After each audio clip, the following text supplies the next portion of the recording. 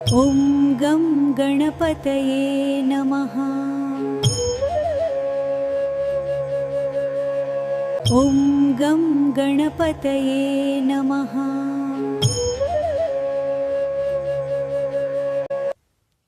नमस्कार, राधे राधे।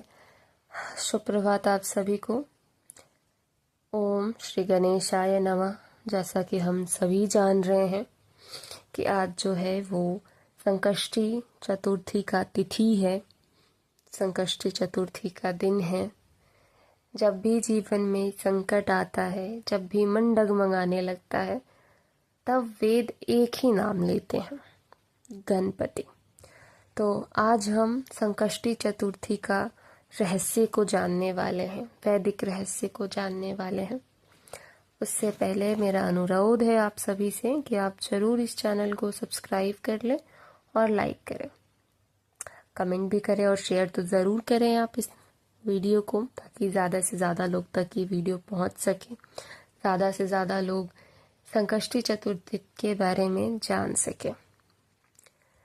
हमारे वेदों में भी इसका बहुत ही अच्छे से वर्णन किया गया है। संकष्टी शब्द ही है जो कि बना है संकट और त्रायते से, अर्थात कि जो संकट से रक्षा करे। संकष्टी चतुर्थी कृष्ण पक्ष की चतुर्थी तिथि को आती है, जब चंद्रमा क्षीण होता है और मन सबसे अधिक अस्थिर होता है। यह व्रत मन, बुद्धि और विवेक को संतुलित करने का एक वैदिक उपाय है। हमारे ऋग्वेद में भी कहा गया है, जिसमें कि हम गणपति को संबोधित करते हुए कहते हैं। हमारे ऋग्वेद में इसका वर्णन है, जहाँ पे कहते हैं हम, हे गणपति, आप समस्त गणों के अधिपति हैं।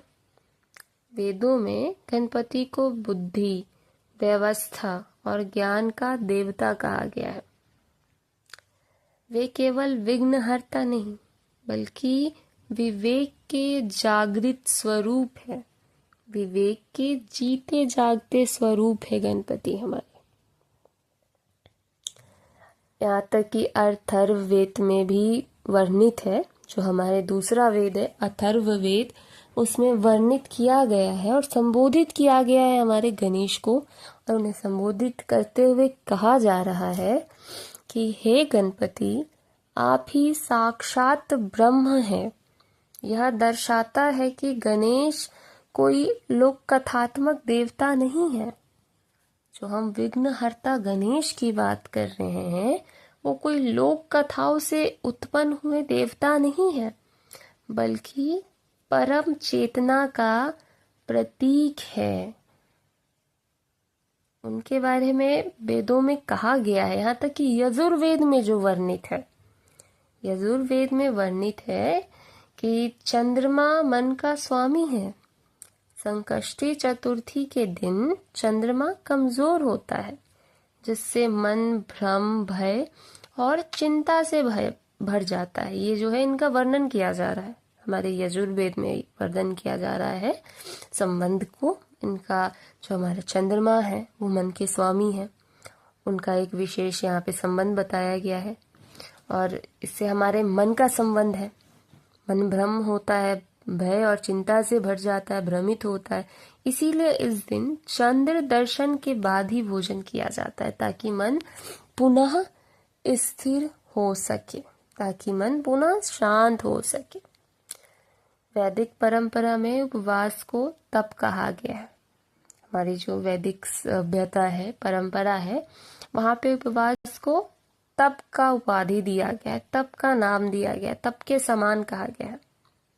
तप का अर्थ है इंद्रियों का संयम, विचारों की शुद्धता, विचारों की शुद्धि, अहंकार का क्षय।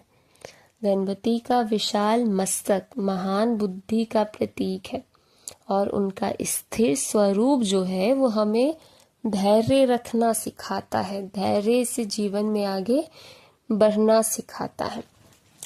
जो हमारे संकष्टी व्रत का फल है केवल सांसारिक नहीं है।